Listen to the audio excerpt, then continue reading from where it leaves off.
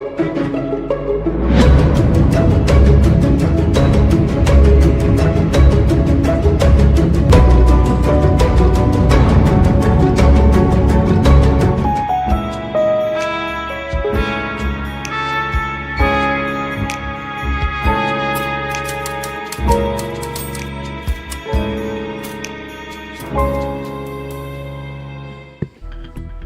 justicia divina llegó, vestido de sacerdote, con una galil, caminando por el departamento de Antioquia, exactamente en Yarumal.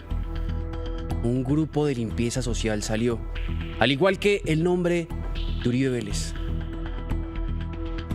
En un país donde no se tiene memoria, donde nuestros dirigentes son especialistas en ver la paja en el ojo ajeno, llega una condena histórica contra Santiago Uribe Vélez que se suma a la de su hermano, Álvaro Uribe Vélez, al menos en primera instancia.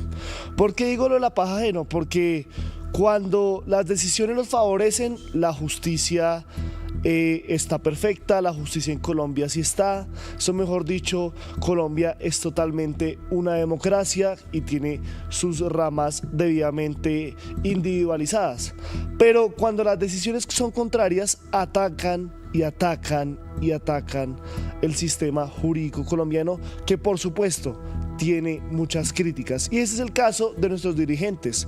Se puede ir tanto del caso de Gustavo Petro como al caso de Álvaro Uribe Vélez, pero el que vamos a hablar del día de hoy tiene esa particularidad, y es que cuando un juez se demoró más de 3 años en decidir si era culpable o no, todo era correspondiente, pero cuando agilizan las acciones para que se pues lleve a cabo una decisión de un caso tan importante como el de la magnitud de los Uribe Vélez, ahí sí la justicia no está andando como debería hacerlo. Por eso es que el programa del día de hoy en Sin Mordaza lo llevaremos a analizar las diferentes mordazas alrededor del caso de Santiago Uribe Vélez y por supuesto cómo esta quitada de mordaza puede abrir el llanto y el canto de otros personajes. Bienvenidos a Sin Mordaza, mi nombre es Julián Lamprea. Y el mío, Felipe Martínez. Bueno, viejo Pepe, algo muy conmocionado, también saludamos a todas las personas que llegan de Periodismo Sin Corrección, que se están sumando a nosotros, que están con nosotros aquí pues muy conectados desde el principio. Esperamos que pues estén muy atentos a la información que traeremos el día de hoy, porque traemos un resumen detallado no solo de lo que fue el juicio, sino también de la actuación del grupo Dos Apóstoles. Viejo Pepe, pues vamos a arrancar con la historia porque vamos a contar realmente cómo nace este grupo paramilitar. Y aunque se está hablando de 1990, 1998, esto tiene origen en el departamento de Yarumal, más o menos a finales de 1980. Ya tendríamos, Julián y audiencia, este recorrido del narcotráfico, la experiencia marimbera, de contrabando, de un jurgo de situaciones criminales. Eso es cierto, eso es un hecho. ¿Qué pasa a finales de los 80? Pues se creó algo que se llama el Servicio de Orden Ciudadano, SOC por sus letras. ¿Qué hacía esto, Julián y audiencia? Pues teníamos un grupo guerrillero que se encontraba en el nordeste antioqueño, diferentes frentes que estaban atacando a la población. Y el Servicio de Orden Ciudadano, impulsado por la alcaldía y también por diferentes ediles en este pequeño municipio, propiciaba que la gente en parte se armara. O sea, podríamos decir que el SOC era como las primeras convivir, Julián. Imagínese usted, estamos hablando de finales de los 80s. Esto antes de lo que serían las diferentes presidencias que ya con sus decretos firmaban estos puntos.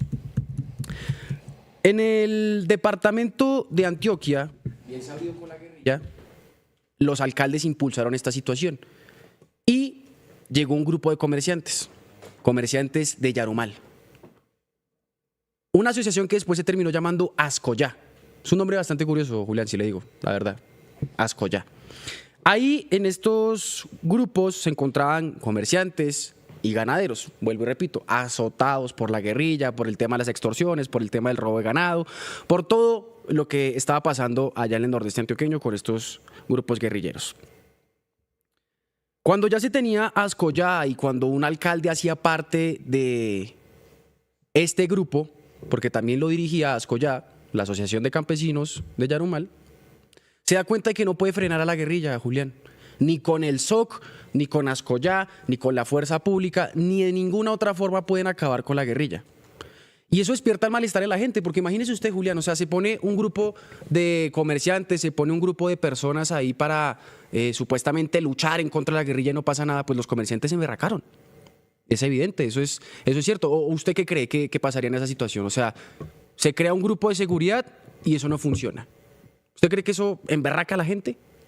Pues yo creo que siendo ganadero, uno teniendo mucho dinero y demás, pues uno ve la necesidad de que si, obviamente, haciendo como abogado del diablo, no ve que la fuerza pública actúe como debería hacerlo, pues uno como que dice como por qué no hacerlo nosotros, ¿no? Y Sí. más en un país donde la presencia del Estado, la verdad, ha estado muy limitada o solo es para los grandes empresarios, para la gente con dinero y el resto en algunas de las regiones más periféricas pues les ha tocado es vivir el abandono estatal, ¿no? Sí, exactamente. Puede ser un pensamiento así que, o sea, era como el idealismo que tenían los grupos paramilitares. Sí, entonces ellos vieron este abandono, Julián, y dijeron, no, hermano, toca armarnos.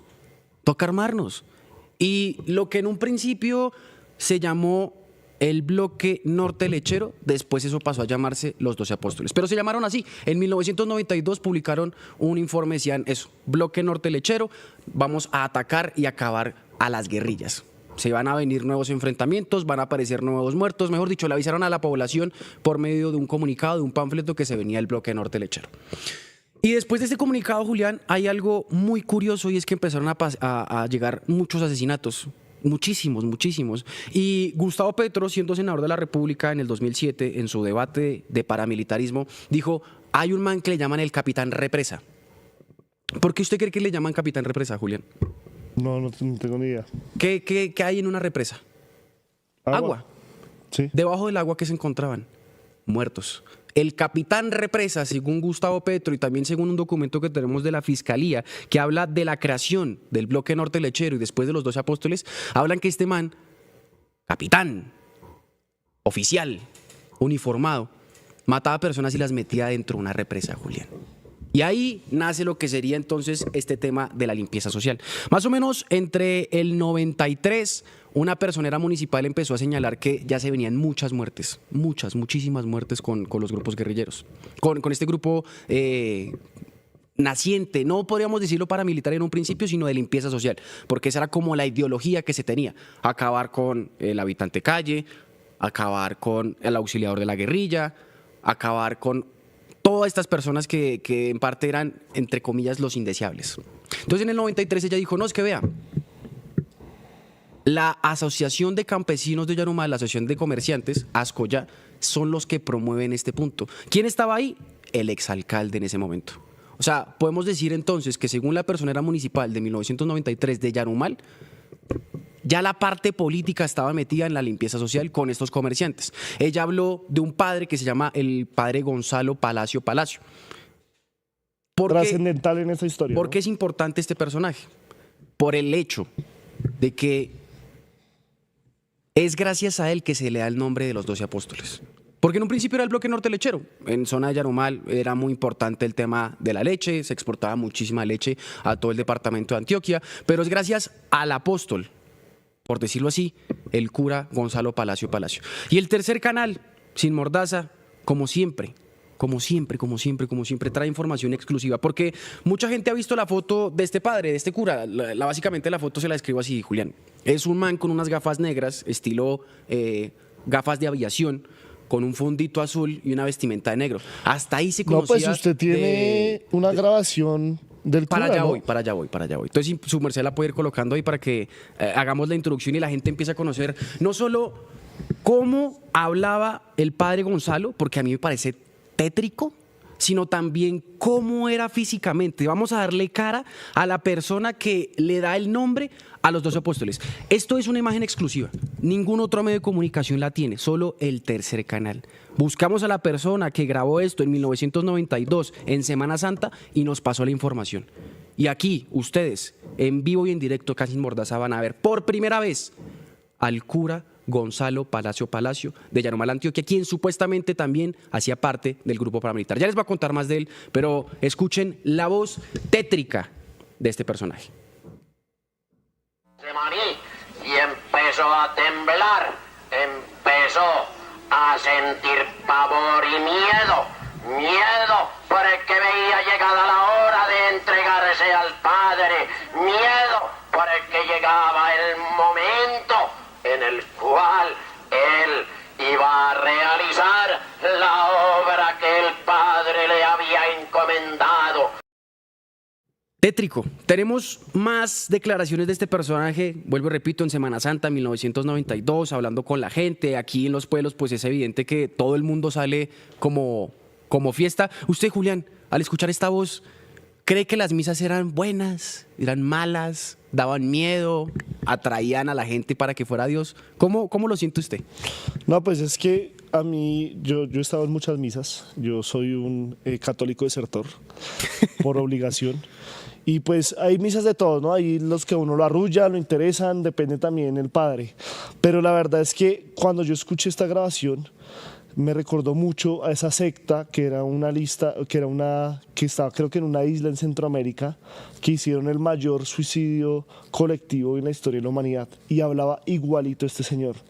Y ellos se tomaron una píldora de cianuro y era así como ese mismo tipo de voz rasgada que tiene este señor. También hablábamos ayer con Mariana, una de nuestras compañeras de No Copio, que también tiene un poco de ese tono que está en los discursos de Gaitán, de ese material que está disponible en redes sociales, pero realmente es una voz terrorífica. O sea, si uno la pone en este contexto es terrorífica, pero yo creo que para ellos era normal en su momento, y también como los adjetivos que usa y la manera que hablaba, yo creo que también determina mucho su talante paramilitar, que tomó pues años después o meses después, o creo que durante estas misas, ¿no? Porque esto creo que es una grabación de una celebración de Semana Santa, ¿no? Sí, de una Semana Santa, procesión señor. del 91, ¿no? 91, 92. Pues el video dice que es de 1992, según la información que tenemos, pero ya vamos a continuar con los 12 apóstoles y el bloque norte lechero. Quiero detenerme un poquito con el cura, porque la historia de este señor Aquí también... Rosalba Carbona dice, parece el de la mazamorra, también, igualita. Sí, me parece que también, mazamorra. Pero más tétrico, porque es que ahora añádele, Julián, que el cura, en un principio, pues, lo que usted hace es contarle los pecados al man. Como siempre, me acosté con tal, robé a tal, miré a tal, no sé, me hice la paja, cualquier otra mierda. Pecados a lo general. ¿Qué es lo que hacía el cura? Pues él muy juicioso se sentaba y escuchaba. Pero el cura era tan áspero, tan pilo, en el mundo terrorífico, en el mundo del diablo, que anotaba. Decía, bueno, esta persona me dijo tal pecado. Esta persona guarda armas de la guerrilla y se siente triste por haber hecho eso. Perfecto. Hágame 10 Padres Nuestros, todo bien. O sea, no le va a poner un castigo religioso tan fuerte, porque eso no es lo que importa. El verdadero castigo llegaba después, porque él le contaba a los paramilitares de los 12 apóstoles, o más bien llamados del bloque norte lechero, quiénes eran las personas que tendrían vínculos con la guerrilla. Y además, como el cura también caminaba a diferentes veredas y se pasaba por las trochas y, mejor dicho, ya andaba por ahí, veía y conocía qué personas tenían relación con la guerrilla. Y él, en su pensamiento antisubversivo, porque él también creció, tenga en cuenta, con el tema del Frente Nacional, el Bogotazo, esa guerra bipartidista, él dijo, no, esta gente de izquierda es roja, esta gente de izquierda es liberal, y hay que mandarlos matar. Esto según las investigaciones que tenemos nosotros, que también ha hecho una periodista que se llama Olga Bear, y también lo que ha dicho el teniente Juan Carlos Meneses, que es una de las personas más importantes en este caso. Entonces, ¿qué pasaba con el cura? Porque es tristísimo. O sea, él terminaba de dar misa, terminaba de escuchar los pecados de la gente y se iba a tomar un guarito. No se tomaba un vino como se tenía acostumbrado en la edad medieval, no, se tomaba un guarito al frente del pueblo. Había una casetica ahí, según cuenta Olga Bear. Entonces, Yarumal Antioquia ya sabía que en la noche iba a pasar algo. No tanto por el hecho de que el man se fuera a emborrachar o fuera a buscar pelea o fiesta, sino porque cuando se sentaba en esa silla, Julián y audiencia, llegaban otros manes, otros compañeros, a compartir botella con él, a hablar. ¿Qué hablaban? No de la misa, no de los testimonios, sino de quién iban a matar. Y Yarumal Antioquia, según cuenta Olga Bear en su libro de los 12 apóstoles, del clan de los 12 apóstoles, decía que la gente ya sabía que en esa noche iba a haber muerto. Y ahí tenemos entonces lo que sería el inicio de los 12 apóstoles, porque tenemos un cura que pasa información a los paramilitares supuestamente liderados por Santiago Uribe Vélez en Yarumal, Antioquia, para hacer limpieza social, para acabar con la guerrilla. Y continuando con este grupo de los 12 apóstoles, pues bueno, llegan denuncias en 1993. Recordemos, aquí estamos ubicados más o menos entre el 90 al 92, 2 añitos de este grupo del Bloque Norte Lechero, después con la llegada del señor Palacio, que es Gonzalo Palacio, que ya ahorita les vamos a mostrar una foto de un documento que tiene también el Tercer Canal en exclusiva de la Fiscalía, pero ya vamos para allá, que ese es el final. Entonces, llega 1993 y empiezan a salir denuncias. Como le comenté, la personera municipal del departamento de Antioquia, exactamente el municipio de Yarumal, dijo: estos manes de Ascoyá, campesinos, comerciantes y demás personas que hacían de este grupo, pues eran las que daban plata y ordenaban a quién tocaba matar. Los financiadores, en pocas palabras. En 1994 llegan las autoridades y cogen un localcito que queda muy pegado a la comandancia de la policía de allá Yarumal. Hacen un montón de capturas, cogen un montón de armas, cogen un montón de documentos. El señor Juan Carlos Meneses, que era teniente de la policía en ese entonces y que también tendría relación con los 12 apóstoles, porque cuando él llega le dicen: hermano, acá hay un grupo que está acabando con la guerrilla, un grupo paramilitar, vaya, hable con el jefe. En ese momento era Santiago Uribe Vélez. Entonces Meneses habla con Santiago y Santiago le dice: hermano, esté o no esté usted, reciba o no reciba la plata, este grupo va a seguir operando. Así que usted verá. Es más, vea, le muestro mi finca. ¿Sí la ve? La Carolina. Oiga, usted tiene unos documentos también de la Fiscalía. Sí, pero eso es al final. Eso donde ya es hay para un el final. expediente ahí para que pues, nos avise cuándo proyectarlos y Sí, hacer al final, un detalle de cada uno de de los esto personajes. para contar. Entonces, estoy con el tema de Meneses y el tema de Santiago. Santiago le muestra a Meneses la base de operaciones, no solo la finca, porque detrás de esa bonita fachada de la Carolina, de esa casa blanca con techos rojos, se entrenaba, como yo dije en un informe tiempo atrás, la primera línea de Santiago Uribe Vélez, los paramilitares, porque ahí tenían su pista de entrenamiento, literalmente como cuando usted va, Julián, o cuando usted ha visto por allá esos parques de los militares, que tienen esas pistas altas para escalar como 2, 3, 4 metros, que tienen cuerdas como para balancearse, mejor dicho, una pista de obstáculos. La tenían ahí para el grupo de los 12 apóstoles. O Bloque Norte Lechero, que es el otro nombre que estaba ahí. Meneses entendió toda esa situación, sabía que entonces tenía que operar junto al grupo de los 12 apóstoles. Otro capitán que también ya estaba en la policía y que terminó saliendo, que fue el reemplazo de Meneses, que se llama Benavides, también conoció la situación. Mejor dicho, la policía, la alcaldía, los comerciantes ya sabían de qué estaba este grupo paramilitar y lo apoyaban. Entonces pasa el tema de la casa, vuelvo y repito, llegan las capturas de 1994, ahí es cuando nace lo que sería el tema del asesinato de una persona que tenía un cambio en escalera, que es el señor Barrientos, quien aparece en una lista negra que entregó Santiago Uribe Vélez a los paramilitares para que fueran a matar. O sea, esa lista negra, Julián, es lo que en un momento también el presidente Gustavo Petro mencionó, y es que políticos se sentaban con paramilitares a escribir nombres de personas para después en el amanecer ir a asesinarlos. Es exactamente la misma historia de lo que pasó acá. Triste, pero es lo que sucedió.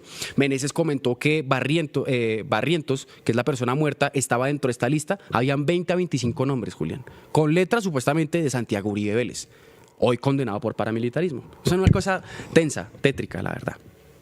Entonces llega la captura, Meneses se tiene que salir de la policía, Meneses después empieza a pedir ayuda, no le hacen caso y estamos ya en 1994. Ya supuestamente el grupo de los 12 apóstoles se acabó. Pero eso es una mentira, Julián. Así como cuando Cristo murió y resucitó, los paramilitares hicieron lo mismo con los 12 apóstoles. Cambiaron de nombre, todos seguían armados. Santiago fue el único que no quedó capturado. El padre Palacio también como que se tenía la relación, pero pues es un cura, bueno, o sea, a un cura le tenían el máximo respeto. Como tanto a un paramilitar, o como tanto en ese entonces a un político, o como un futbolista. No se toca, no se mira. La vida y obra de él simplemente es la religión y el hecho de cuidar y salvar a las personas del diablo. Así lo ponían el man. Entonces, los paramilitares cambiaron de imagen y aquí llega un factor importante, Julián, en 1995. El grupo que en su momento tendría el apoyo de comerciantes, de la alcaldía y de la policía, pasó a tener el apoyo de la gobernación de Antioquia. ¿Y por qué se dio eso? Porque Álvaro llegó a ser gobernador de Antioquia en el 95. Del 95 al 97 él fue gobernador. Él siempre ha mencionado, por ejemplo, con el tema del bloque norte, el bloque metro, que él nunca tuvo relación porque ya había dejado de ser gobernador. Aquí, Julián, con esta sentencia, con este tema de que el man es paramilitar, se comprueba de cierta forma que la gobernación de Antioquia conocía. Y hay un personaje muy interesante en medio de esta historia que dice algo que me parece todavía más tétrico de la relación de estas personas. El personero municipal John Jairo Álvarez Agudelo. Esto no se lo está inventando Sin Mordaza, no se lo está inventando el Tercer Canal. Es un documento de la Fiscalía, el cual tenemos poder, que menciona lo siguiente. Escuchó que Santiago Uribe Vélez pregonaba la limpieza social porque su hermano Álvaro Uribe se encontraba en el gobierno y podía tapar esos delitos. Si estamos hablando en el 95, era gobernador de Antioquia. Si estamos hablando de tiempo atrás, ya había sido alcalde de Medellín, ya había sido director del Agrocivil y ya había sido también senador de la República, político neto. Y según esto... Antes de ser gobernador, ¿fue senador? No. Sí, señor. Y también director del Agrocivil. Ahora ese concejal, ¿no? Bueno, si no estoy mal, creo que fue senador liberal. O para el lapso de que fue gobernador a presidente, creo que fue senador liberal. Pero ya había sido, mejor dicho, político. Sí, ya tenía un trasegar en la política. Sí. Y también, tristemente, pues la oscura mancha del narcotráfico, que eso es otro tema que más adelante quiero hablar. Entonces, estamos en el 95, pasa esta situación, y en el 96, supuestamente, llega Julián Bolívar. ¿Quién es Julián Bolívar? Una de las personas más bravas del bloque Central Bolívar. Oiga, tiene toda la razón. Del 20 de julio de 1986 al 20 de julio de 1994 fue senador y del 95 al 98 fue gobernador de Antioquia. Exactamente. 97, finales del 97, 98, sí, básicamente. Salud, caballero. Entonces, estamos hablando en el 95. Pasamos al 96. Ya sabemos entonces que hay esta relación gobierno paramilitar. Tristemente. Así sucedió. Llega el 96, llega una persona que se llama Julián Bolívar, alias Julián Bolívar. ¿Quién es este man? Una persona muy importante después de lo que serían uno de los bloques más sangrientos y sanguinarios y tenebrosos de los paramilitares, el bloque Central Bolívar, que después también tiene que ver mucho con las minerías, que es otro punto que más adelante vamos a hablar. En el 96 llega el man y según el documento que tenemos de la Fiscalía dice lo siguiente. Cuando yo llegué, hablando como si fuera Julián, ya conocía que existía un grupo que se llamaba Los 12 Apóstoles. Un grupo que había sido apoyado por la Casa Castaño. Eso quiere decir, entonces, que sí o sí había una relación con las autodefensas campesinas de Córdoba y Urabá con este grupo Los 12 Apóstoles. Porque después de esa captura, Julián, cuando se quitaron... a Meneses del Camino y diferentes comerciantes que también terminaron capturados del 94, la Casa Castaño metió paramilitares ahí, supuestamente, según Julián Bolívar, para el grupo Los 12 Apóstoles. Y ya después llega Julián Bolívar en el 96 a ser la persona que en parte comanda este grupo paramilitar. ¿Qué sucedió después en medio de esta situación? Diferentes paramilitares muy importantes también dentro de las autodefensas campesinas de Córdoba y Urabá y después de las autodefensas campesinas unidas, menciona que conocía de los 12 apóstoles. Cuco Banoy sabía. Salvatore Mancuso sabía. Don Mario, que es narcotraficante, sabía. Ernesto Báez, que también hacía parte de la gran esfera narcoparamilitar de Carlos Castaño y de los Castaño Gil, también conocía. Todos decían, sabíamos que en el grupo Los 12 Apóstoles estaba tanto Santiago como Julián Bolívar y que operaban desde 1990 hasta 1998. Y ahí ya... básicamente después termina desapareciendo este grupo, Los 12 Apóstoles, para, en nuestra teoría, conformar y hacer parte de las autodefensas campesinas unidas y lo que sería el bloque Metro, que también aglutina muchas de estas bandas. Y ahora sí, si me colabora con las imágenes para que empecemos a ver cómo es que la Fiscalía detalla 3 personajes importantes. Primero, vamos a ver las imágenes para que ustedes vean. Aquí van a encontrar al padre Gonzalo Palacio, la persona de toga, vestido de negro, que supuestamente también patrullaba armado y daba información a los paramilitares. Van a observar otra persona que es más jovencita y ese es el señor Juan Carlos Meneses, quien, vuelvo y repito, supuestamente conocía del grupo paramilitar Los 12 Apóstoles y era como el enlace entre ellos y la policía. También otro señor que se llama Benavides, que no aparece en estas fotos como parte del grupo, pero está en el documento de la Fiscalía. Y por último, van a ver a el señor Santiago Uribe Vélez, no como la persona relacionada, como siempre lo hemos mencionado acá, como el hermano. No, aquí le ponen alias el abuelo. Está cédula, número de teléfono y ubicación. Y este personaje que están viendo ahí es Rodrigo Pérez Alzate, la persona que comento, en parte, comandó el bloque Central Bolívar. Estas son las personas que tenemos del documento de la fiscalía. Pero son, Tenemos- o sea, ese documento de la fiscalía tiene como más de 100 personas, ¿no? Son muchísimas personas las que hay, sí, señor. O sea, pero aquí estos son los simplemente- 3 que resaltamos. Sí, porque el grupo sí no son 12. En un principio yo también pensé que eran 12 apóstoles. O sea, que eran simplemente 12 ese grupo. personas. O sea, una docena, pero no. Son muchas personas más. Hay mujeres, hay también personas que eran niños cuando ingresaron al grupo. Todos intentando como la lucha antisubversiva, pero pues a la hora del 20 era más que todo acabar con los mal llamados indeseables, o sea, la limpieza social. Y ya, vuelvo y repito, en el 98, básicamente este grupo como que desaparece más o menos ahí y pasa a ser las Autodefensas Campesinas Unidas. Supuestamente también este grupo participó en una masacre que es la masacre de la Granja, según Salvatore Mancuso. Y en otras masacres más, que son las masacres de las Ventanitas en 1994, que tiene que ver con la fuerza pública y que mataron a un padre y a un hijo, que eso también está por investigarse. Para resumir también, ¿cuáles fueron los paramilitares que en un principio denunciaron o hablaron de esa relación de Santiago Uribe Vélez con los 2 apóstoles? Hablamos de Mancuso, Ernesto Báez, Ernesto Báez Cuco Banoy. y el mismo Julián Bolívar, o Julián Bolívar no ha declarado. Julián Bolívar, pues lo único que mencionó es eso. Yo llegué en el 96 y ya había un grupo paramilitar que los 2 apóstoles y que la Casa Castaño ya había enviado grupos, ya habían enviado personas ahí. Y si uno se pone a analizar la génesis del bloque Metro con otro documento de la Fiscalía, hablan de que más o menos para esas épocas enviaron grupos al sur, al norte, al occidente y al oriente del departamento de Antioquia, la Casa Castaño, la Casa Castaño. Entonces, sí hay relación ahí. ¿Qué fue lo que pasó con el cura?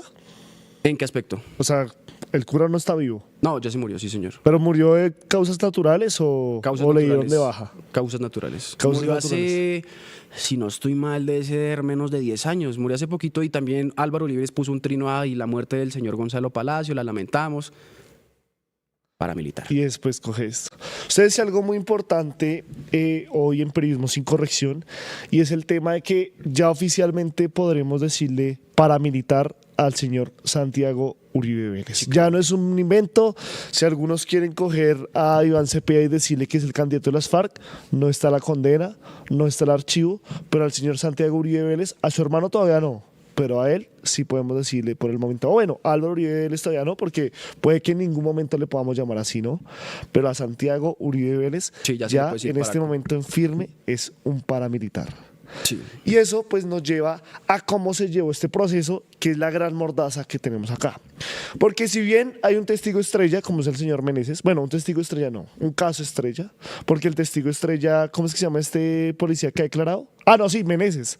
El que asesinan es Barrientos, qué pena, que me se escapa el nombre.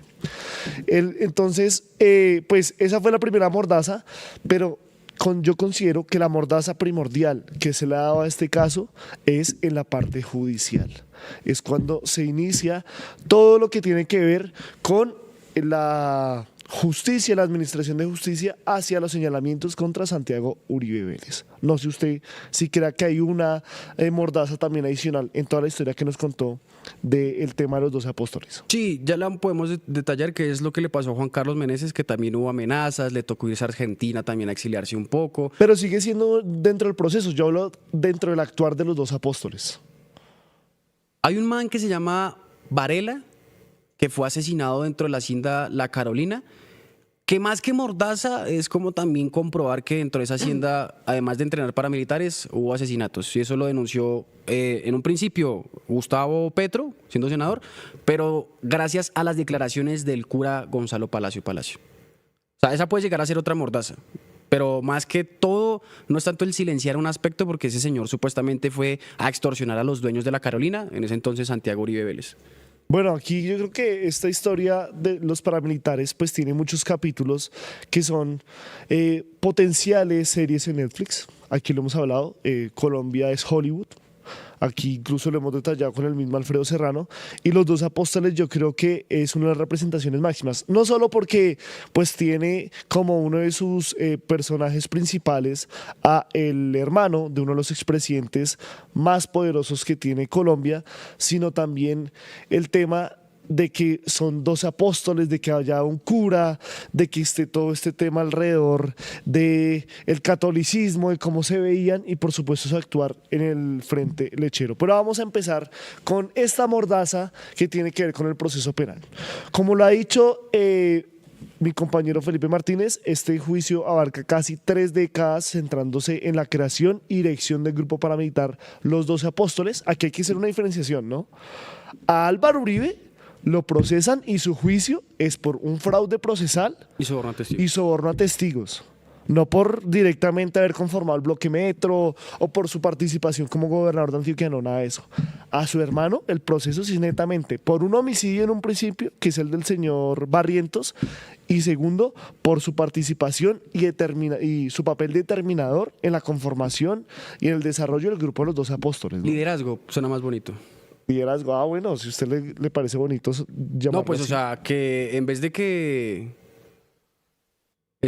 que lideró un grupo paramilitar. Sí, o sea, determinador. Sí, una cosa es pertenecer y otra cosa es liderazgo. otra es determinar asesinatos, no. Otra cosa es liderar un grupo paramilitar. Ser el 12º apóstol, el líder de todos. Y como decía, yo tampoco sabía, hoy escuchaba a Alfredo, que había un apóstol que se llamaba Santiago. Tampoco tenía ni idea. Sí, Eso me que so- yo hice cursos bíblicos, imagínense. Sí sabía la del Judas Iscariote y el Judas bueno, pero no sabía la de el Santiago, el apóstol Santiago, que, o sea, las coincidencias de la vida, ¿no? O sea, Netflix, anoten, Porque también por favor. tuvimos a los Caínes. A los 3 Caínes, que también son de esta historia. Pero pues los 2 apóstoles, es que trascendieron más, han vivido más, han tenido más el poder en sus manos, me parece a mí. Y eso lo vamos a relatar en este juicio. Entonces, como les decía, esto abarcó casi 3 décadas, entrando en la creación y dirección del grupo paramilitar Los 12 Apóstoles. Vamos a hacer un resumen detallado de cómo inició. Lo primero que tenía que hacerlo Felipe, y lo hizo muy bien, es la génesis y la operación del grupo militar del 90 al 94 aproximadamente, ¿no? Sí, bloque norte lechero, después 12 apóstoles. Entonces, estamos hablando de los 2 apóstoles en el norte de Antioquia, principalmente en el municipio de Yarumal, Campamento y Valdivia, cuya operación se estableció entre el 90 y el 94 y que la Fiscalía probó que Santiago Uribe Vélez fue líder, financiador y coordinador de esa estructura criminal, utilizando la Hacienda Carolina de su propiedad como sede de entrenamiento y operación. Y todo parte del homicidio por el que fue condenado, el de Camilo Barrientos Durán, que ocurrió el 25 de febrero del 94. ¿Quién es este señor Barrientos? Fue un ciudadano colombiano, era un campesino del municipio de Campamento, Antioquia, y un hombre de origen humilde. Su ocupación era conductor de un bus escalera, estamos hablando de una chiva, de esas de las que uno se enloquece a veces cuando sale de farra. Y él cubría la ruta de Yarumal y Campamento. Aunque bueno, uno aquí se va de rumba, pero en la Colombia profunda, como dicen, o en el territorio, la chiva es un bus más, es algo más que sirve De para el transporte. servicio Sí, de señor. transporte en diferentes municipios, y también porque pues hace un calor del berraco y como no tiene ventanas, pues eso es re bueno. Yo, por ejemplo, he viajado en chiva en Nariño, en Antioquia, en partes de la costa. Usted recuerda que varias chivas a uno lo llevan a las diferentes playas que están en Cartagena, en Santa Marta y demás. Tenía aproximadamente 30 años al momento de su asesinato y su esposa Lucelena López Lopera, sus hermanos Fernando Alberto Barrientos Durán y Orlando Jesús Barrientos Durán también fueron testigos relevantes en este proceso. ¿Qué pasó? La acusación se basa en que debido a su trabajo como conductor de la chiva, presuntamente prohibía insumos, productos, logística, botas y alimentos a los grupos subversivos FARC y ELN que operaban en la región. Y fue incluido en esa lista negra que, como decía Felipe, después de la misa, en medio de unos chorritos, no era vino, sino era aguardiente, como buenos antioqueños, pues decían, hey viejo, este man de la chiva sí que les lleva armamento, sí que transporta a estos manes, obviamente también desde el supuesto, ¿no? Y colabora con las FARC, también muchos obligados, ¿no? O sea, muchos que pagaron justos por pecadores. Y dijeron, este man toca meterlo en la lista negra. Y eso fue lo que pasó, fue incluido en esa lista negra, lo que pues lo categorizó como un exterminio que sí o sí se tenía que hacer.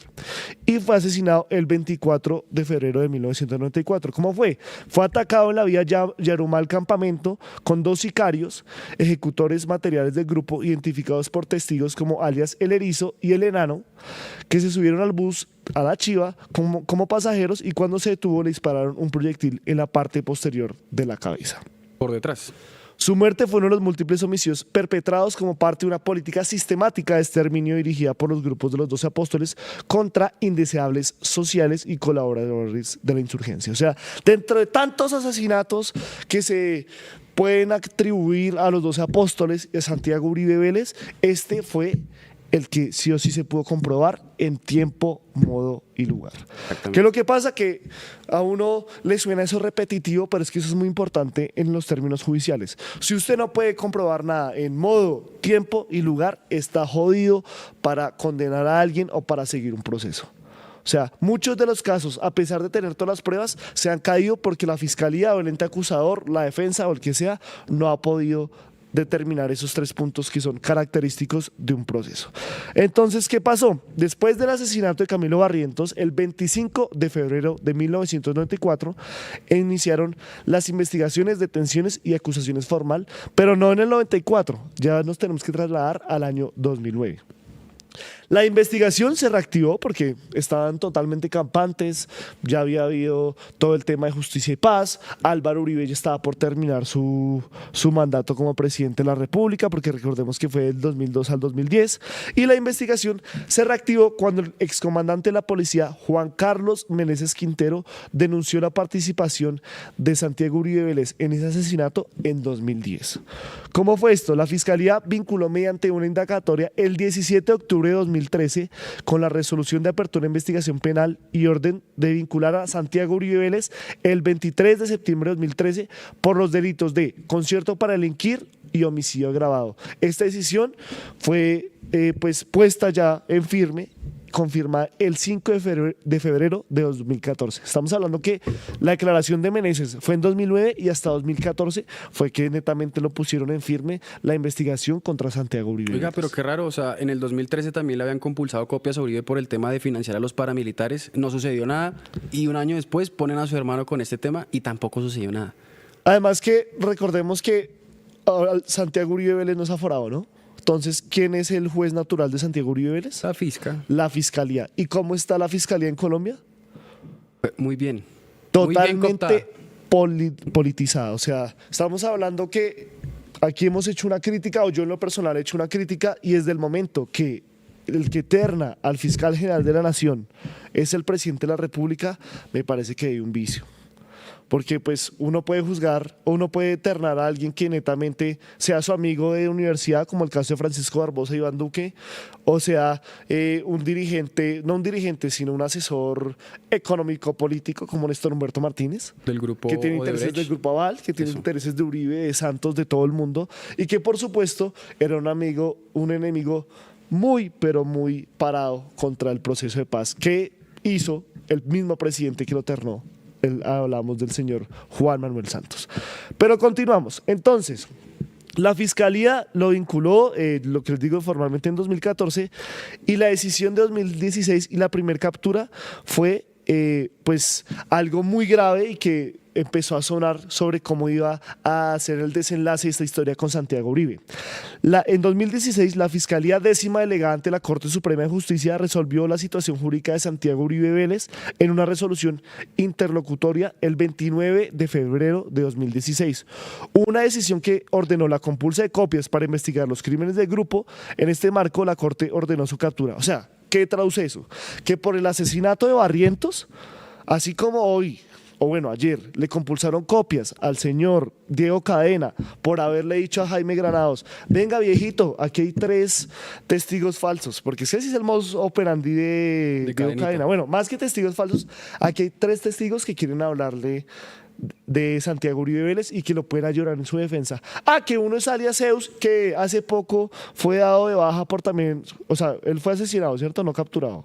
Alias Zeus. Pero no sé si es el mismo Zeus. Sí, es el mismo Zeus. ¿Es el mismo Zeus? Es el mismo Zeus. ¿El sí, del clan del Golfo? Del clan del Golfo. Y se hijo de puta. Ese mismo Zeus que hace poco fue noticia y demás, que si me puede ayudar a confirmar si fue asesinado o fue capturado, ese mismo Zeus fue uno de los 3 testigos que Diego Javier Cadena, alias el abogánster, le llevó a Jaime Granados, abogado del señor Álvaro Uribe Vélez, del señor Santiago Uribe Vélez, y eso mejor dicho, de toda la familia Uribe Vélez, para que los presentara en el caso de su hermano y pudiera salvarlo. Un mismo modus operandi que vimos en otros 2 casos, en el del mismo, en el de Diego Cadena y en el de Álvaro Uribe Vélez por otros delitos. Sí, señor, asesinado el año pasado.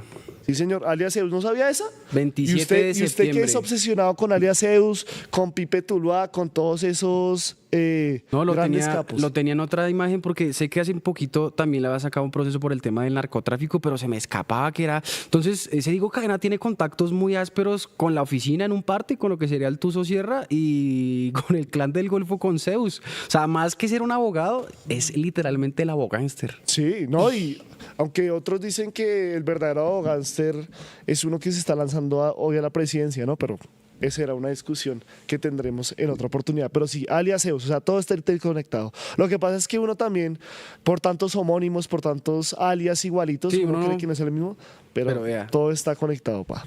Entonces, sigamos. Como les dije, compulsaron copias a raíz de ese tema. Entonces dijeron, ¿cuáles son la compulsa de copias? Fiscalía, sí o sí tenemos que investigar este grupo, los 12 apóstoles. ¿Qué sucedió? ¿Cómo así que eran determinadores? ¿Cómo así que son partícipes de varios asesinatos en Yarumal, incluyendo el del señor Barrientos? Tenemos que ver a detalle la declaración del señor Meneses, que si bien, como usted lo dijo, fue parte de este grupo o ayudó, estuvo en connivencia con este grupo, después quiso dar su versión sobre lo que había ocurrido y es el testigo estrella en este. Así como Juan Guillermo Monsalve, hijo del mayordomo de la hacienda Guacharacas y ex paramilitar, es el testigo clave en el de Uribe, aquí es el señor Meneses. Vea, O sea, oiga, que no se le vaya a atravesar ninguna botella con cianuro al señor Meneses. qué curioso, ¿no? O sea, por un lado tenemos a un paraco que se les voltea y cuenta la verdad, Juan Guillermo Monsalve, Grupo Hacienda Guacharacas, Bloque Metro, y ahora tenemos a un policía que también, aliado con los 12 apóstoles, se les voltea. No, pero es que lo Falta hemos hablado ahora un acá. político O que sea, se voltee. Los que hablan son los mal cuadrados, los que hablan son los denominados sapos que no están conformes con lo que pasa al interior de la organización. O sea, todas las filtraciones son por ese tipo de cosas. Por ejemplo, ¿qué pasó con la filtración ahorita de la Valía Escalarca, donde quedó como un trasero la Fiscalía colombiana, donde está quedando muy mal el gobierno Petro? Pues netamente es alguien que lo filtró de la Fiscalía o la DIJÍN que supuestamente tenía todo esto. A pesar de que eso supuestamente es un delito, que eso está con una cadena de custodia realmente comprobada, aquí la filtración en Colombia va a seguir siendo por esas personas. O sea, las fuentes de los periodistas son los miembros de la Fiscalía, son los miembros de la DIJÍN, son los mismos criminales. Garganta Profunda en el Watergate también fue un testigo que Del FBI. netamente estaba mal pago, que se le había llegado a un acuerdo y que quiso vender a Nixon como era. Pero bueno, continuemos. Entonces, la revocatoria y nueva detención. Pese a la orden judicial... no, espere. Entonces, estamos hablando que compulsaron copias, ¿no?, de investigar en 2016 y en este marco la Corte ordenó por primera vez la captura de Santiago Uribe. Que son esas imágenes que casi todo el mundo tiene cuando está medio esposadito, que tiene que ir a las audiencias, que está con el INPE, que está con una cara de... O sea, a diferencia achantado. de su hermano Álvaro Uribe, que solo ha sido capturado ¿2018? 2 veces... Con la, 2020. o sea, pues la primera fue con la Corte, que es esa imagen que él sale así con los ojos todos abiertos y que se ha vuelto viral. Y la otra es hace poco en la primera instancia, Ok, que sí. Sandra Heredia le da cárcel por cárcel y él empieza a recibir a toda la élite política colombiana preocupada por esa persecución de la justicia contra él, que después se transformó en libertad. Con la segunda instancia y ahí sí la justicia servía en este país, ¿no? Sí. Porque así es. Y pasa con muchos políticos que cuando no les toma, por eso hablo de la paja en el ojo ajeno. Pero bueno, entonces decimos que en 2016 ordenan por primera vez su captura. Pero ¿qué pasa? Pese a la orden judicial, un juez revocó la captura por supuestamente dudas en la prueba, lo que permitió a Santiago Uribe Vélez una breve liberación o respiro. Sin embargo, en 2017 lo detuvo de nuevo la Fiscalía y Santiago Uribe Vélez pasó meses en la picota de Bogotá mientras su defensa apelaba. Y de veras. O sea, estamos hablando de que Santiago ya tiene chatarreras en la cárcel, no muchos han pasado por la cárcel. O sea, pasar por la cárcel es hardcore, weón. Así usted tenga la plata que tenga, eso no es tan bonito como lo pintan. Sí, la libertad es otra Así cosa. tenga una mansión y eso, jaula es jaula aunque sea de oro. Lo hemos detallado acá. Entonces, ¿qué pasó? Ya llega la acusación formal. La Fiscalía 253, especializada en justicia transicional, profirió la calificación de mérito del sumario o sea que todo lo que estaba en el expediente debía ser revisado, el 2 de septiembre de 2019 formalizando la acusación y ordenando llevar a cabo el juicio contra Santiago Uribe Vélez. Estamos hablando de 2019, de unos hechos del 94, de una declaración de Meneses del 2009 y de una investigación y acusación que se hizo formalmente en 2014. Hasta 2019 Dios mío. empezó el juicio contra Santiago Uribe Vélez. Entonces, empezamos con el juicio oral y la dilación, porque aquí lo que han hecho los poderosos es dilatar. O sea, la señora que se roba el caldo de Maggie, eso es rapidito, pa. ¿Por qué? Porque no tiene un abogado que tenga las influencias para hacer esa dilación. Pero si usted tiene plata, eso dilate y dilate y dilate porque el sistema jurídico colombiano está presto para eso. El juicio oral inició en 2020 y se prolongó por 3 años intensos. Durante esta fase, la defensa usó a testigos como Juan Carlos Rodríguez Agüelo, alias Zeus, Clan del Golfo. Clan del Golfo, el 1 de febrero de 2018 para intentar probar una conspiración en contra de Santiago Uribe Vélez. ¿Qué pasó? Que aquí es, creo que la mordaza del asunto. Y es que así como el uribismo, y yo no conozco a Sandra Heredia, nunca la he visto pues en lo que hemos podido tener del juicio, en lo que hemos podido percatar, pues fueron muchas las críticas frente al actuar de esta persona, pero nunca vimos del uribismo las críticas hacia el señor Jaime Herrera Niño, el juez que lleva este caso de Santiago Uribe en la primera instancia. ¿Y por qué lo digo? A pesar de que las pruebas obraron durante 3 años y medio, hasta mediados de 2024, el juez de la causa, Jaime Herrera Niño, fue criticado por no tenerlas en cuenta y por supuestamente haber engavetado pruebas fundamentales. Decisión en primera instancia fue la absolución. O sea, estamos hablando que el 2021, que se acabó el juicio, que duró un año, de 2020 a 2021, el señor Jaime Herrera Niño duró 3 años y medio para decirle a la sociedad colombiana y para decirle a la justicia si su decisión era absolver o condenar al señor Santiago Uribe Vélez. 3 años y medio. O sea, imagínese donde Sandra Heredia hubiera hecho eso. No. O sea, estaría en el ojo del huracán total. Pero Baila. como ellos solo ven lo que les beneficia, y hablo de todos los dirigentes porque también lo podemos ver en el caso del actual presidente y de su hijo. O sea, realmente esto es una desfachatez que después de terminado un juicio, 3 años y medio, el juez haya dado su opinión. Porque es que su veredicto fue absolutorio. O sea, él absolvió a Santiago Uribe, que eso fue en noviembre del año pasado, que también sorprendió a todo el mundo. Todo el mundo creía que por lo que se había demorado lo iba a condenar. Eso es como el VAR. Si usted ve que el VAR se demora y revisan y tal, lo más probable es que vayan a pitar la jugada. Sí, es cierto. Pero cuando eso es rapidito, eso sale. Pero estos manes se demoraron y esa fue una de las mayores críticas a Jaime Herrera Niño. Entonces, el juzgado primero penal del circuito especializado de Antioquia, el juez Jaime Herrera Niño, profirió la sentencia absolutoria a favor de Santiago Uribe Vélez el 13 de noviembre de 2024.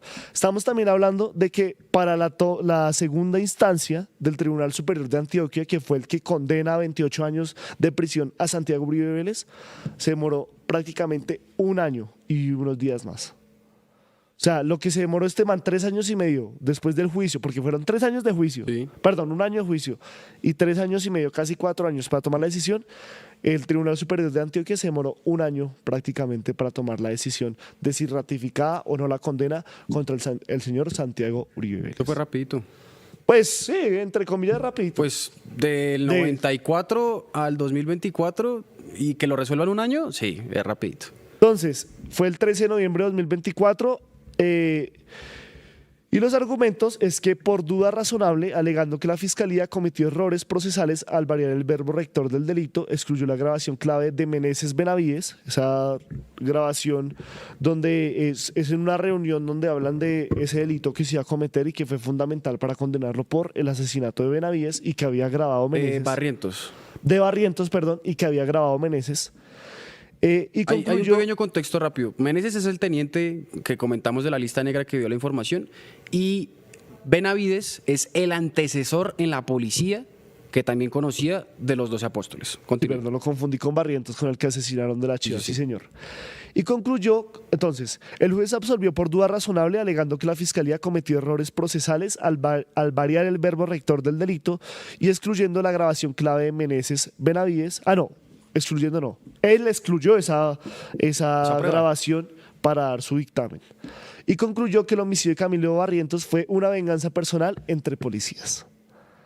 Hágame el favor. Eso fue lo que concluyó en primera instancia el señor Jaime Herrera. Jaime Niño. Herrera Niño. ¿Qué pasó? La Fiscalía, el Ministerio Público y la parte civil apelaron la decisión. El Tribunal Superior de Antioquia emitió su sentencia de segunda instancia el 25 de noviembre de 2025, o sea, el día de ayer, revocando totalmente la absolución. O sea, esto no fue como en el caso Uribe, que una de las magistradas quiso salvar el voto y dijo, como no estoy de acuerdo con la decisión que tomaron. No, el tribunal dijo no, estamos en total desacuerdo por lo dicho por el señor Jaime Herrera Niño y tras del hecho le vamos a compulsar copias a un pocotón de gente. Lo primero, fallo y pena. Santiago Uribe Vélez fue condenado a 340 meses de prisión, que son 28 años y 4 meses. No entiendo por qué la lógica de la justicia para decir las condenas se sigue manejando por cuando uno le pregunta a una embarazada cuánto lleva, que son las semanas y los meses. No entiendo por qué no dicen el año de una vez, pero bueno, a uno le toca hacer los cálculos con esa Sí, vaina. 28 años, 4 meses. 28 años, 4 meses, 340 meses fue condenado. Por un concurso de delitos de lesa humanidad, homicidio agravado y concierto para delinquir agravado. O sea, aquí no estamos viendo ni fraude procesal, porque ese sería el de Diego Cadena, ni compra de testigos, porque esos son los dos que le compulsan copias a Diego Cadena. Exacto. Aquí el responsable de comprar testigos, según el Tribunal Superior de Antioquia, y haber llevado fraude procesal, que es haber hecho que la justicia cometiera un error, fue el señor Diego Cadena. el autodenominado abogado. Oiga, pero donde está Jaime siempre está Diego, ¿no? Jaime, ¿cuál? Granados. Ok, no, pues es que... A eso me refiero, o sea, ese es el modus. Donde está Jaime, está Diego. Y donde está Diego, hay soborno a testigos. Lo que pasa es que recordemos que en el juicio de Uribe hay una grabación que eso es bellísima, porque la ponen y en ese momento están enfocando en la cámara de la diligencia al señor Jaime Granados. Y es una conversación de Álvaro Uribe donde él dice que él netamente contrató a Diego Javier Cadena porque Jaime Granados y Jaime Lombana no habían hecho un carajo para adelantar el proceso y que este man sí le había llevado un poco de testigos que lo pudieran ayudar a desmentir las acusaciones en su contra. O sea, que el buen abogado era Diego, no Jaime. Más que el buen abogado, No, el se que estaba interpreta. dando resultados en su momento. Pero lo chistoso es que pues Jaime Granados está, mientras proyectan esa grabación y hace una cara como de, uy, lo que me tengo que aguantar. Pero realmente aquí lo que yo veo de esa relación de Jaime Granados y Diego Cadena es que pues obviamente ya inmersos en esto les tocó empezar a trabajar. Pero también son personajes que pues dentro del mundo del derecho yo creo que se conocen, o sea, uno ya también tiene claro más o menos quiénes son los abogados, al menos, no sé si brillantes, pero sí más mediáticos, ¿no? Sí, obvio. Estamos hablando de Abelardo de la Espriella, estamos hablando de Iván Cancino, que se sumó a la campaña de Abelardo del Tigre. Abelardo, estamos hablando de Francisco Bernate, También. estamos hablando del mismo Jaime Granados, estamos hablando del mismo Jaime Lombana, estamos Felipe- hablando del mismo Eduardo Montealegre. Felipe O sea, Amaya cabe ahí un poco. Felipe Amaya, pero Felipe Amaya es Pues- de la misma firma de Granados. Sí, pero como que de la otra nueva generación que está surgiendo de los mediáticos, en parte. Sí, de los mediáticos, sí, por lo menos en estos casos, o sea, y pues también sabemos como la idiosincrasia o cómo tiene la sociedad colombiana los abogados, ¿no? O sea, yo creo que una de las profesiones más desprestigiadas, lamentablemente, son las de los abogados. Hasta que uno se ve en problemas. Sí, lo que pasa es que muchos también dicen que son los verdaderos chupasangre. Yo nunca me voy a olvidar esta, ¿cómo se llama? Esta película B-Movie. ¿Sabe cuál es? Sí. La de la abejita. Y entonces la abejita conoció un zancudo. Y el zancudo le decía, bueno, ¿y usted qué profesión va a ser? Abogado. Igual ya soy chupasangre. Y Usted sabe que las referencias ahí también en todo lado. Pero continuemos. Mi mamá es abogada, no es así. Papi, pues hay abogados buenos y malos, ¿no? Así como periodistas buenos y malos. Así como también estamos desprestigiados nosotros. Aquí nos han dicho desde petristas hasta influencers, hasta uribistas, claudistas, bueno, de todo tipo. Entonces, la Fiscalía, el Ministerio Público y la parte civil apelaron la decisión. La sentencia condenatoria pues fue revocada, ya les dijimos, 28 años y 4 meses, y el tribunal determinó que Santiago Uribe Vélez fue el líder, financiador y coordinador del grupo criminal y que el homicidio fue un acto de exterminio planeado por él. Hablamos del señor Barrientos, sí, señor, el conductor de la chiva.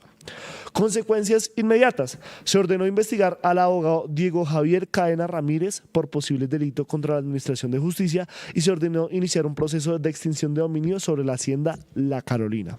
Además, el tribunal ordenó la captura inmediata y una vez la decisión quede en firme de al Santiago Uribe Vélez, al que también no se le dio el beneficio o no se le va a permitir el beneficio de la casa por cárcel que sí obtuvo su hermano Álvaro Uribe Vélez. También hay que hablar que hay una diferencia de edad importante entre ellos dos, ¿no? Creo que son como 8 años o como 10 años. Sinceramente no sé qué... Si me puede ayudar ahí buscando en este momento. Es que no aparece la fecha exacta del nacimiento del man. No, pues papi, ¿qué pasa? La IA. ¿Qué es? No aparece. ¿No aparece la de Santiago Uribe? No aparece. Pero sé que Uribe nace en el 52, pero no aparece muy bien. ¿La de Santiago? Álvaro, sí. Bueno. Pero sé que es menor. Si la encuentro, me da una pola.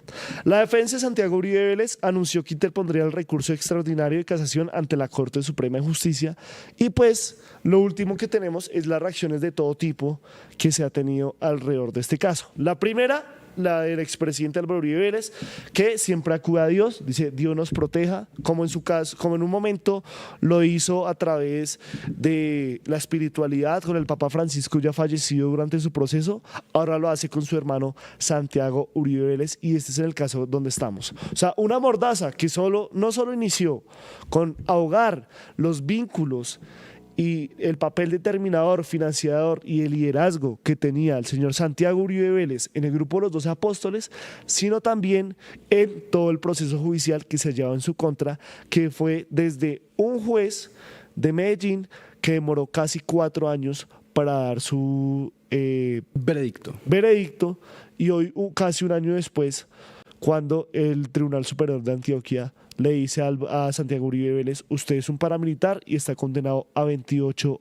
años de prisión. Aquí hay algo que me sorprende mucho y es que, vea, de la sentencia, estoy leyendo literalmente la sentencia, estima la fiscalía que el juez, o sea, el que estamos hablando del señor Jaime, acoge tímidamente la versión de este testigo, están hablando del señor Meneses, pero dice que ese testigo está prohijado por los narcotraficantes del Valle, conocido como los Comba, quien querían ofrecerle asilo y 500 millones de pesos y declaraba en contra de los Uribe. O sea, en este proceso que ya vemos irregularidades por parte de un abogado sobornando testigos con alias Zeus del Clan del Golfo, querían meter también en una bolsa, como usted quiere interpretarlo, a los narcotraficantes del norte del Valle, los Comba.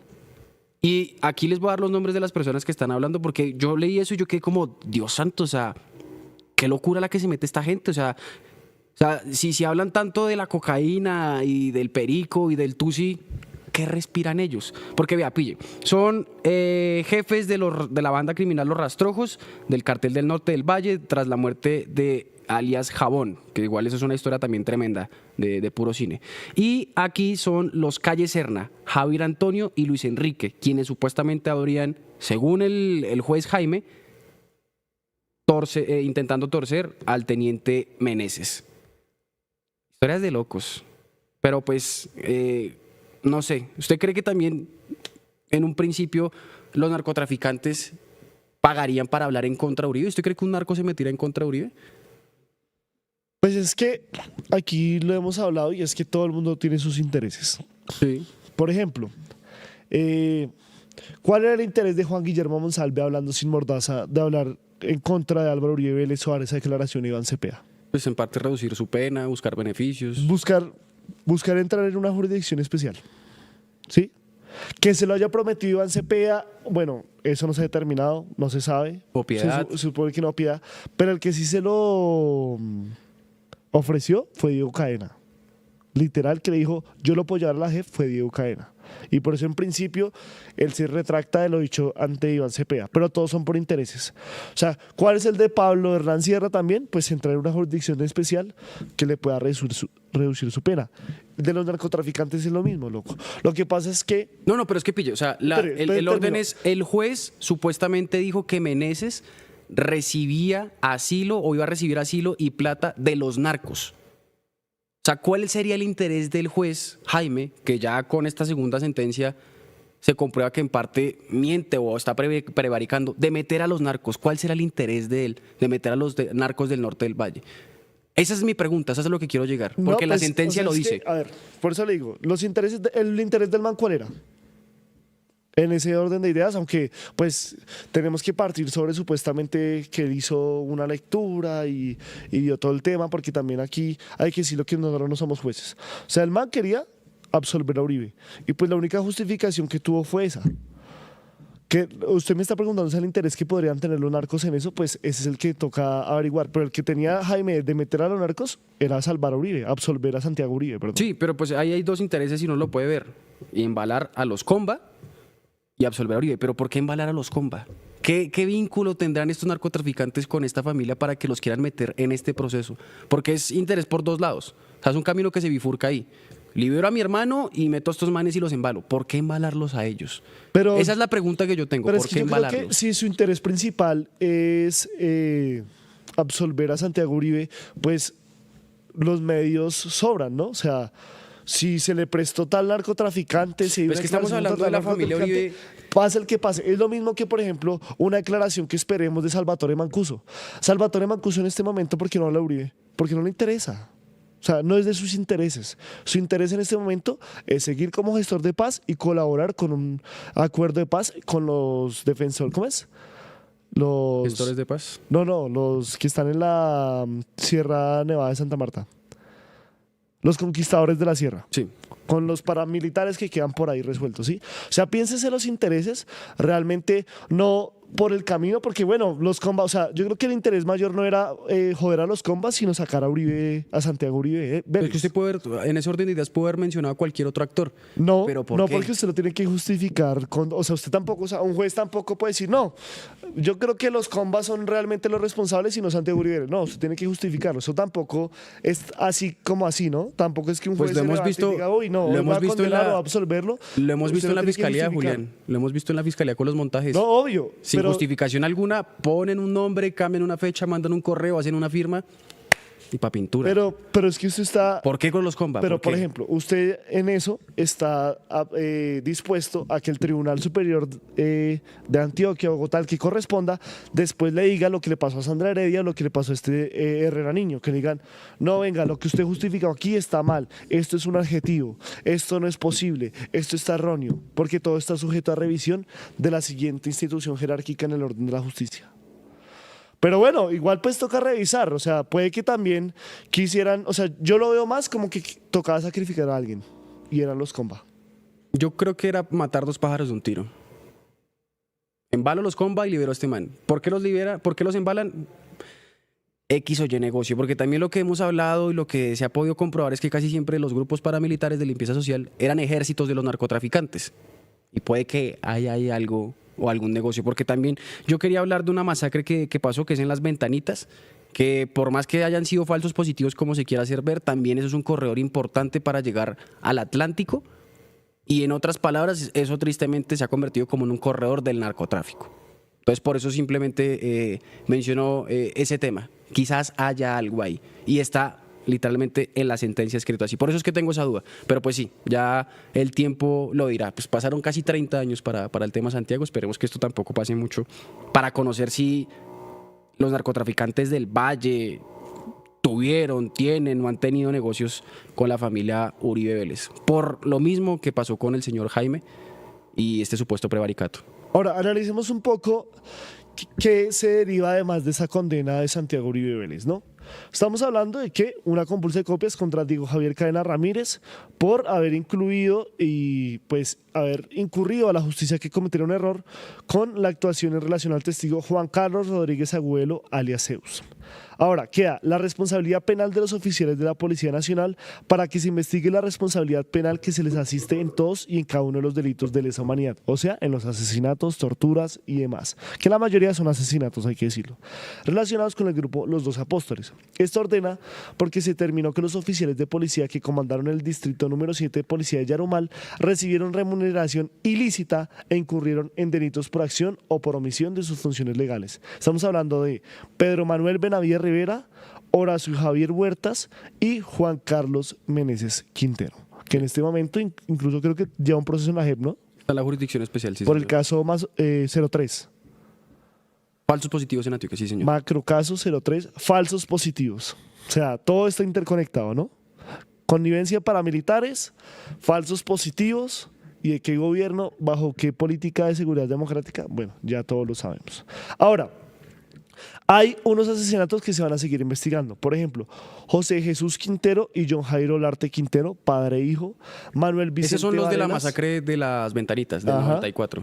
Manuel Vicente Varelas, Jorge Yuvan Ceballos, Jorge Iván Serna, William Restrepo Cárdenas, Januario Pérez, Luis Fernando Restrepo Incapié, Wilson de Jesús Agüelo Piedradita, Alberto de Jesús Castañeda, Darío Jesús Palacio Lopera y otras víctimas también por esas masacres a las que usted hace referencia. Ese Varela que usted mencionó es el que hablamos de que lo mataron en la hacienda La Carolina, según Gustavo Petro y el padre Gonzalo Palacio. Ahora, aquí hay otro aspecto muy importante y es el tema de lo de la hacienda La Carolina. La hacienda La Carolina ya no pertenece a los Uribe. No.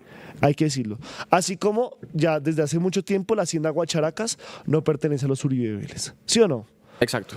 Pero entonces, ¿por qué hacen una extinción de dominio? Porque fue un lugar determinador para esto. O sea, en ese orden de casos hay la posibilidad de que la hacienda Guacharacas también sea De extinción de de dominio. extinción de dominio en investigaciones posteriores. O sea, estamos hablando de que aquí no solo se remite a que los personajes paguen, sino que también los lugares donde se hicieron estos atroces hechos, pues también sean recaudados por el Estado y se haga una debida investigación. O sea, imagínense cuántos muertos pueden haber enterrados en la hacienda de la Carolina. No, Julián, muy jodida esa pregunta. O sea, la escombrera puede quedarse chiquita. No, mentira, la escombrera igual yo creo que es que las Combreras... era mucho más grande. No, y además de eso estaba las guerrillas, la oficina, el bloque Cacique Notibara, el bloque Metro, la policía, el ejército. O sea, habían muchos más actores, pero pues en esa hacienda habían políticos, campesinos, comerciantes y paras. Ah, y policía, 5. Estamos hablando de una hacienda que se estableció que fue el sitio de reuniones dirigidas por el sindicato, entre comillas, y Sindicato. donde operaron otros miembros del grupo criminal. El sindicato. El sindicato. Del sindicato, no, perdón. Imagínese que eso sea un sindicato. Del sindicato. El sindicato sindicato de de los los 12 12 apóstoles. apóstoles. Bueno, la compulsa a la Defensoría del Pueblo. Hágame el favor. O sea, esto también es bellísimo porque estamos hablando de que están diciéndole a las instituciones del Estado, hey viejo, usted también tiene responsabilidad en esto. Usted no se haga el marica.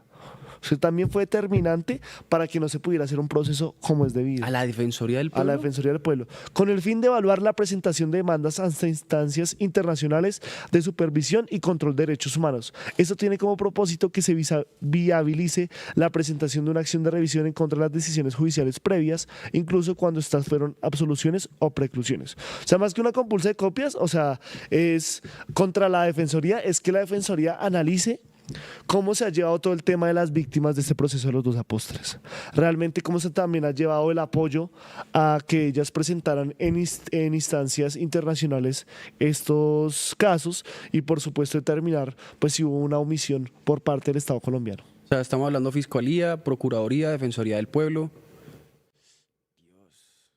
Ahora, Este caso está jodido. el entonces. caso Álvaro Vázquez Arroyave para que la Defensoría evalúe la presentación de una demanda ante instancias internacionales para revisar las decisiones que lo absolvieron o precluyeron de la investigación por su pertenencia al grupo criminal. El tribunal ha afirmado la responsabilidad de Vázquez Arroyave como cabecilla e integrante del grupo criminal, alguien que ha pasado de agache. O sea, además de Diego Cadena está el señor Vázquez Arroyave.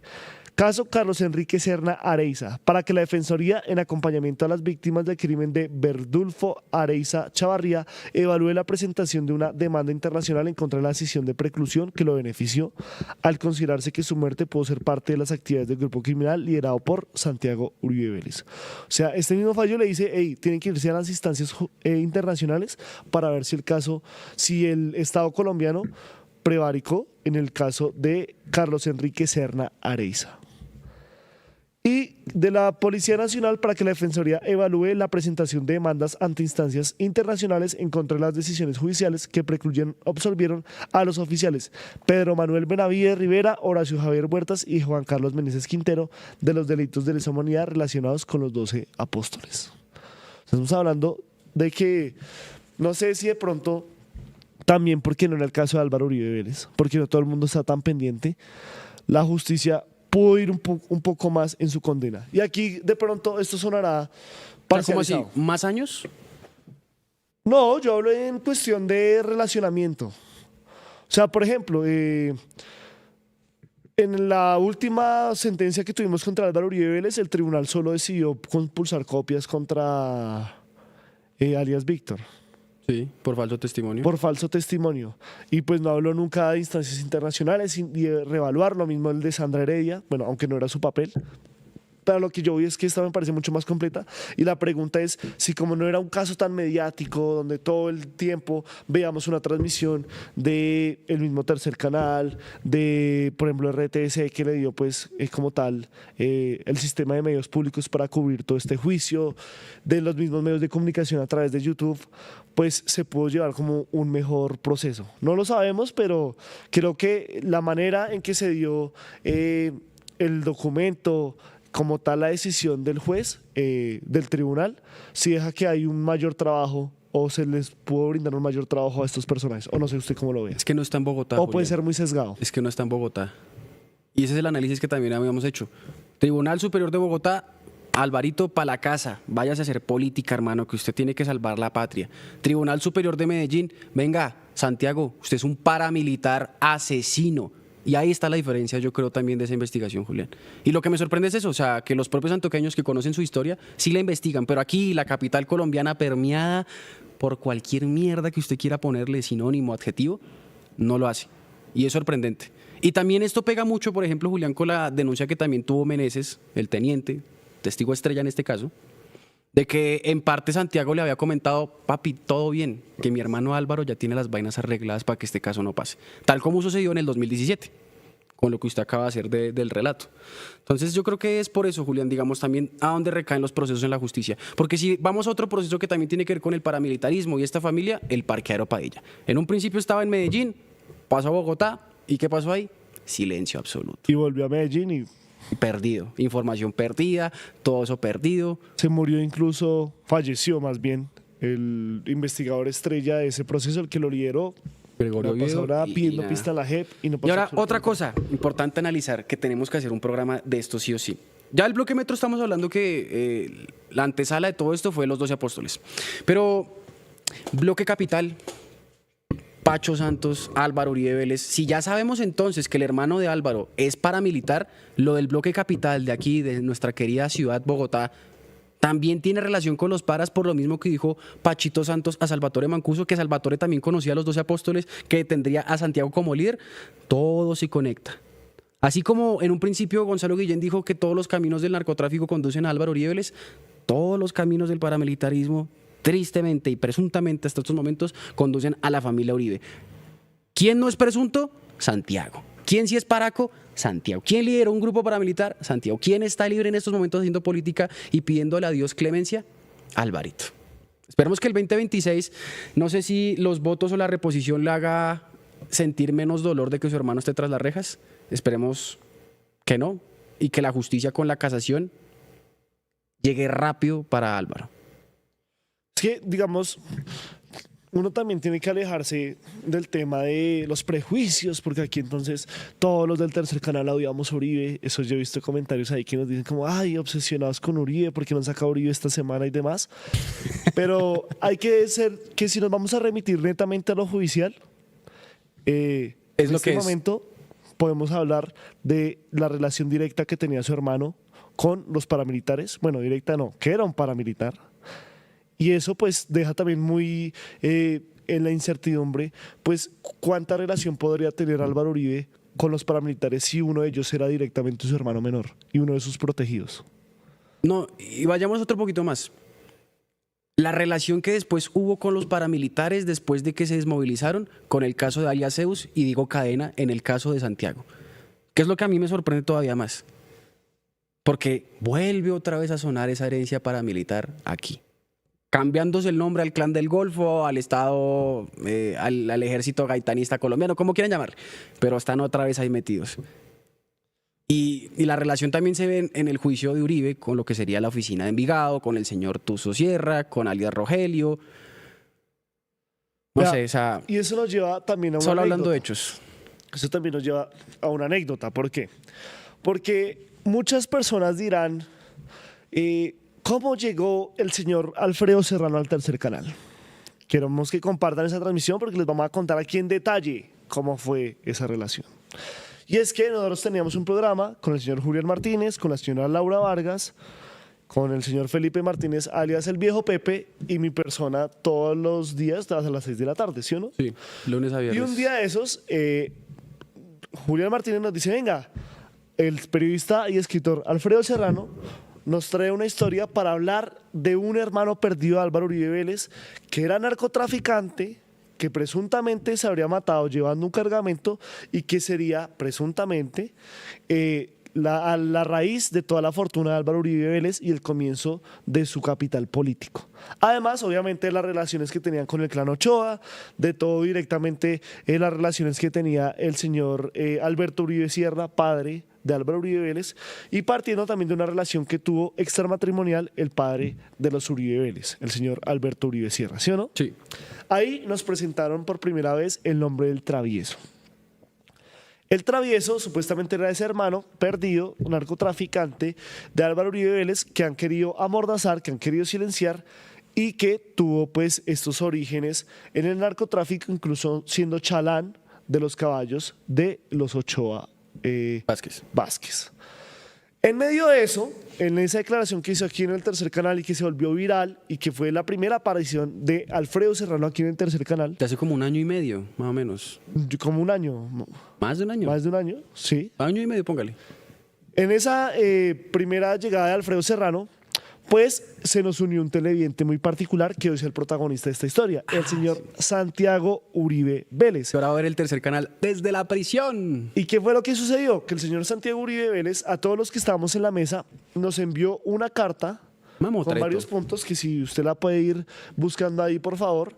Y también realizó una llamada al señor Alfredo Serrano, que como estamos también hablando de personas de edad, o yo lo relaciono con eso, no se percató de que ya había pasado el sistema de voz y que quedó grabado los comentarios que estaba diciendo próximo al tema de... pues, o sea, de que no le había contestado Alfredo Serrano en una conversación previa que le había hecho. Sí. Escuchemos este audio del señor Santiago Uribe Vélez en contra del señor Alfredo Serrano. Hey, ¿No se la pidió? Sí, pero no. hey.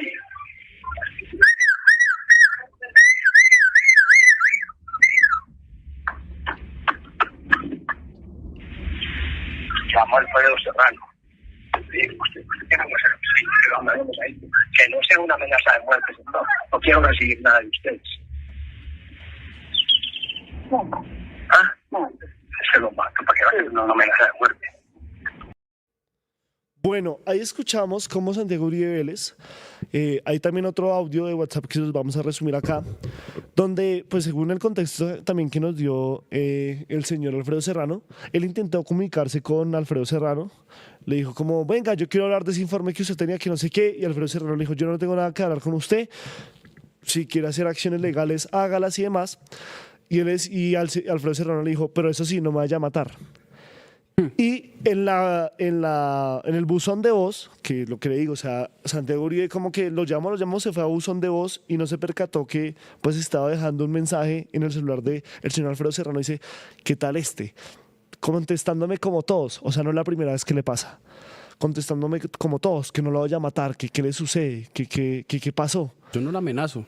Y él dice, yo no lo amenazo, yo lo mato. Y se le va esa grabación en el teléfono de Alfredo Serrano. Obviamente Alfredo Serrano, viejo zorro, lo grabó, lo dejó guardado y lo expuso ante la fiscalía y los medios de comunicación. ¿Qué ha pasado con ese proceso? Absolutamente nada.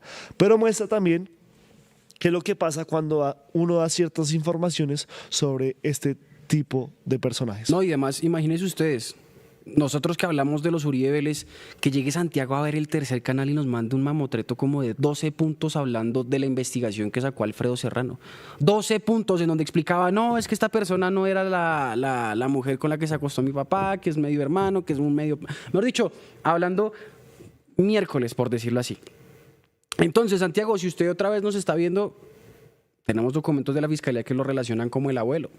No sé llamarlo así entonces, más bien alias el abuelo y al otro sí alias chiquito malo, a Álvaro Uribe Vélez. Pero señor Santiago, le mandamos saludos y esperemos que esos barrotes no estén tan fríos. No sé si vaya a terminar usted por allá en una cárcel de Antioquia o por aquí en Bogotá, pero si va a modelar, nos avisa y lo visitamos y hablamos un poquitico. Yo creo que Tomamos un toca tintico. remitirse directamente es a los apodos que la justicia nos permite darle. Alias el abuelo.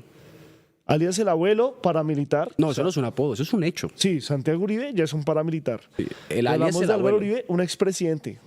Determinador. Así como Gustavo Petro dice el presidente y demás. ¿Por qué?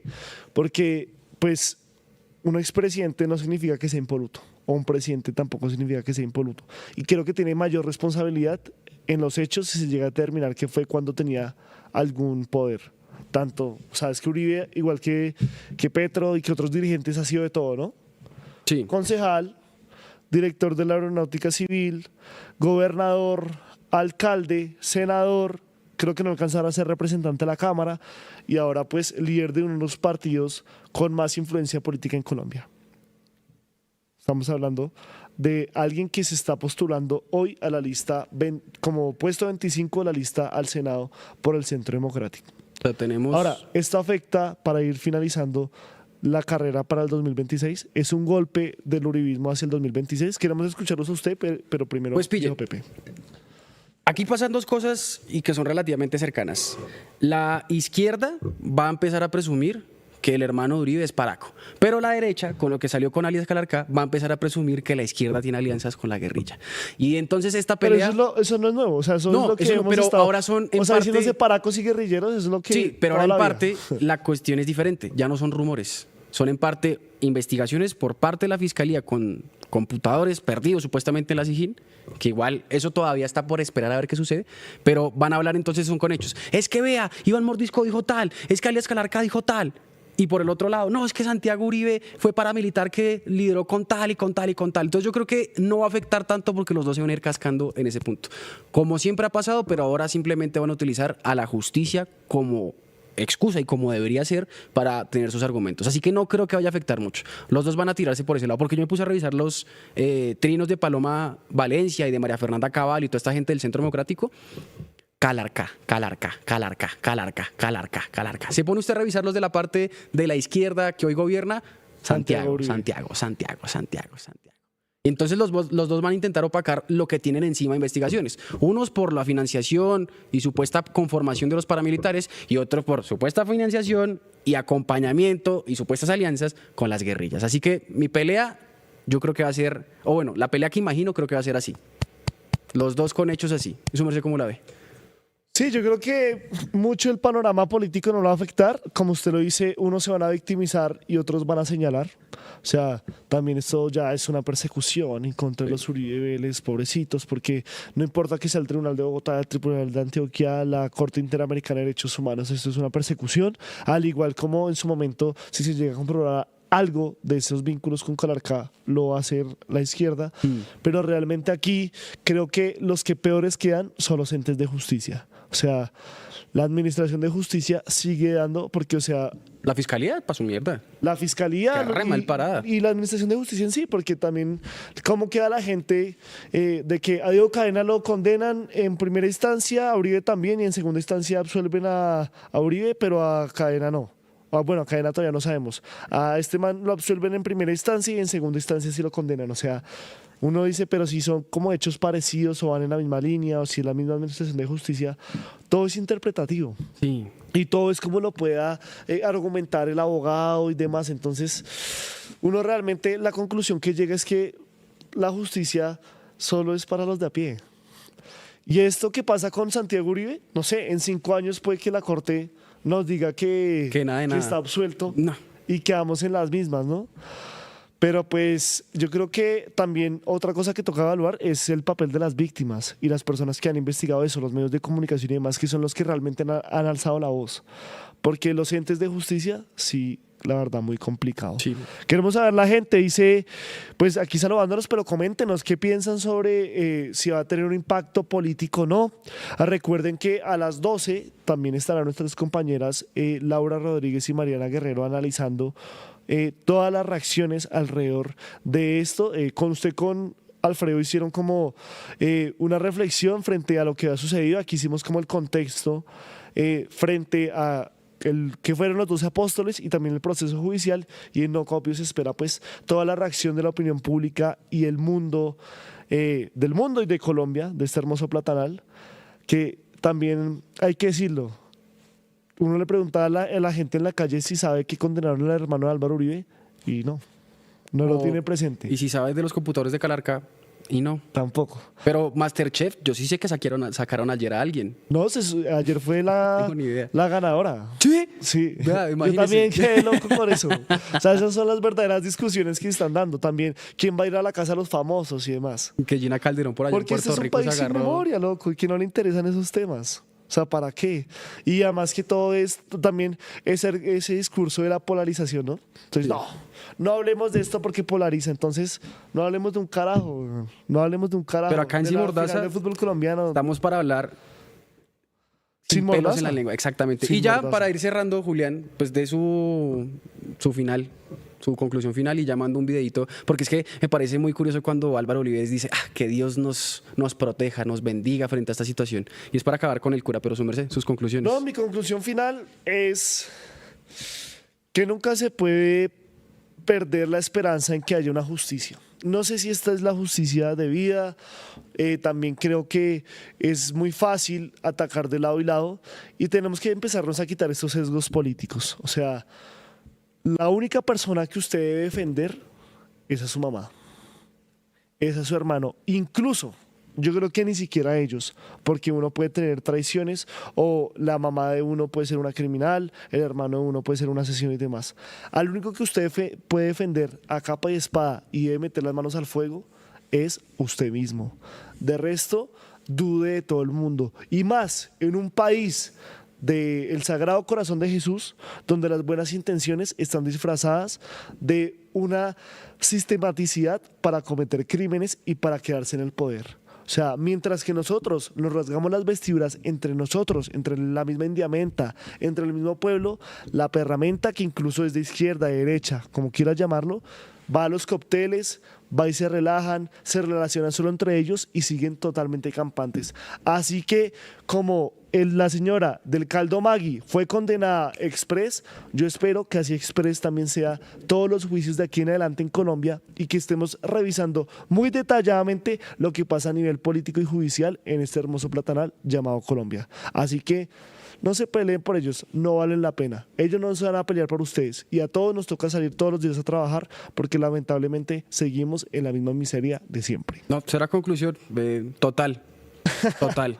Para finalizar, vuelvo y repito, en exclusiva, el tercer canal, Sin Mordaza, mostrando al cura Palacio, paramilitar de los 12 apóstoles. ¿Y por qué queremos dejar esto para el final? Porque así como tanto le piden a Dios estos criminales, acuérdense que cuando se visten de la luz, muchas veces tienen la sombra detrás. Santiago, nos vemos en la prisión, caballero. Hasta luego. De Marí, y empezó a temblar, empezó a sentir pavor y miedo porque veía llegada la hora de entregarse al Padre, miedo porque llegaba el momento en el cual él iba a realizar la obra que el Padre le había encomendado. En Positiva creemos en el poder de la colaboración, en la fuerza de los sueños y en la importancia de estar siempre presentes. Nos impulsa el deseo de proteger lo que somos y lo que seremos. Positiva, la aseguradora de todos los colombianos.